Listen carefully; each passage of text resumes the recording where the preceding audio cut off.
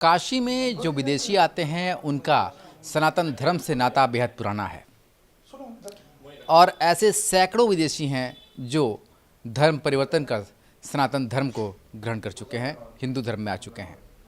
इसी कड़ी में अखिल भारतीय संत समिति के राष्ट्रीय महामंत्री स्वामी जितेंद्रानंद सरस्वती के समक्ष आकर हेनरिक के विदेशी नागरिक ने सनातन धर्म को ग्रहण किया। हम बात करते हैं गुरु जी से।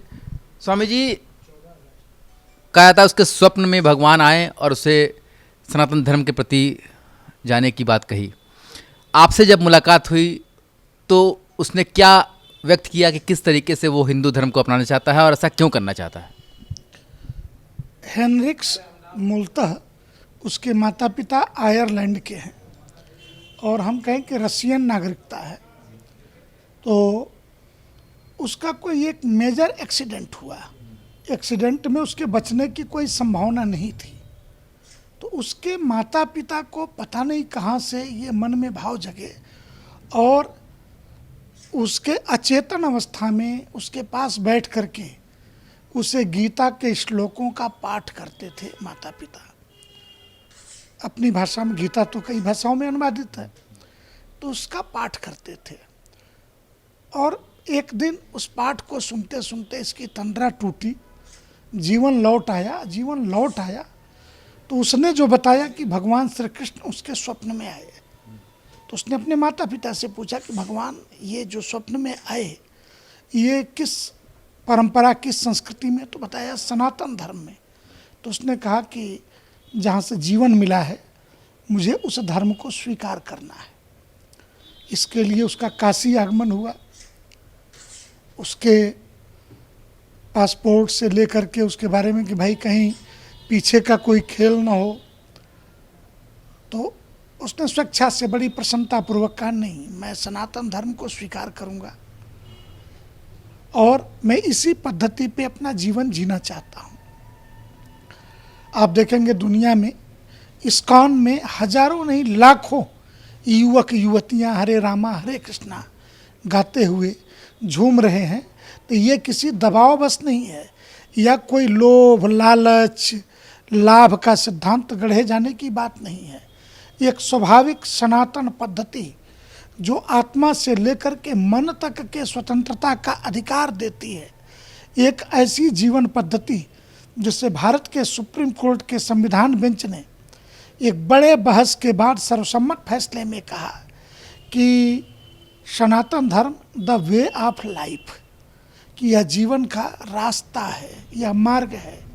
अगर उस मार्ग को कोई चुनना चाहता है अपने जीवन के लिए कि मरने के बाद जन्नत में हूरें मिलेंगी या कुछ और मिलेगा, इससे बेहतर है कि इसी शरीर में, इसी दुनिया के अंदर आप अपने जीवन को स्वर्गमय बना करके प्रसन्नतापूर्वक जिएं, स्वतंत्रतापूर्वक जिएं।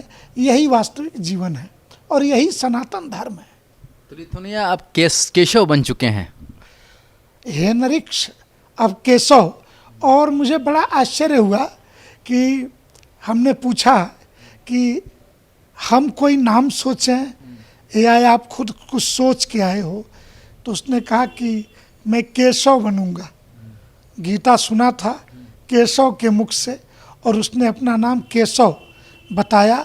वही नाम हमने और प्रोफेसर राम नारायण द्विवेदी जी ने उन्हें आचार्यों की उपस्थिति में दे दिया। इस धर्म परिवर्तन के बाद उन्होंने अपना अगला उद्देश्य क्या बताया? अगला जो अपने बाकी जीवन है वो किस तरीके से नहीं बिताना चाहते हैं?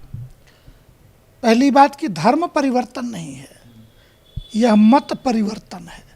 धर्म तो दुनिया में एक ही है, सनातन धर्म।